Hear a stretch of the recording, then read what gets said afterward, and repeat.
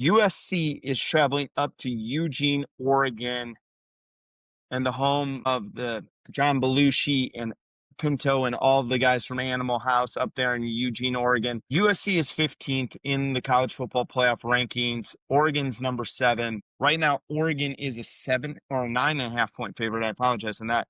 9.5 point favorite at time of record.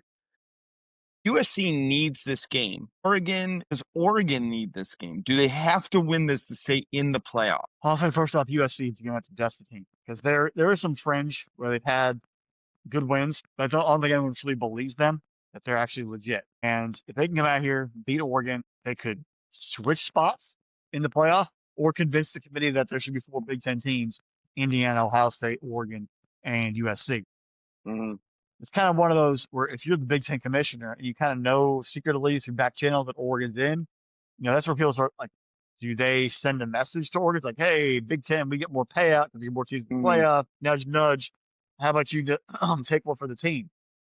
I don't think Dan Lanning's that kind of guy. Oregon wants to win, and if it wasn't already a pre-existing Pac-12 rivalry where two schools don't like each other anyway, I think this one could, be toasting. But looking ahead to next week, Oregon playing Washington, that puts more emphasis right now on Oregon getting this win because Oregon-Washington is a rivalry that is nasty, it's messy, and Huskies actually are very successful in it. And if you get this win over USC, it does give you that cushion during the last week of the year. And you don't want to go in playing in a desperate situation in a rivalry game where your playoff hopes, or like anything, bowl eligibility or playoff hopes the last game of the year. It's never a good situation where you have to win to get in. So you got a ranked win here versus USC. You lock yourselves in. You put yourself in a great spot, make an impression of the committee. You kind of allow whatever happens next week to sort of be what it is, but you pretty much make an impression.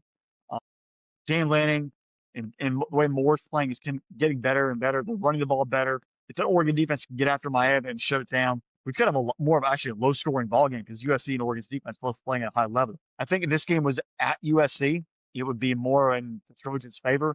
But this can be at Eugene with game day on site, having a little more of a veteran team than USC currently has. I think Oregon's in a good spot. And it's Lincoln Riley, folks. Lincoln Riley versus Dan Lanning. I'm going to take Dan Lanning in that coaching perspective. I think Oregon ends USC's hopes, but they'll be in the game for about the third quarter, and that fourth quarter, Oregon will pull away via depth alone.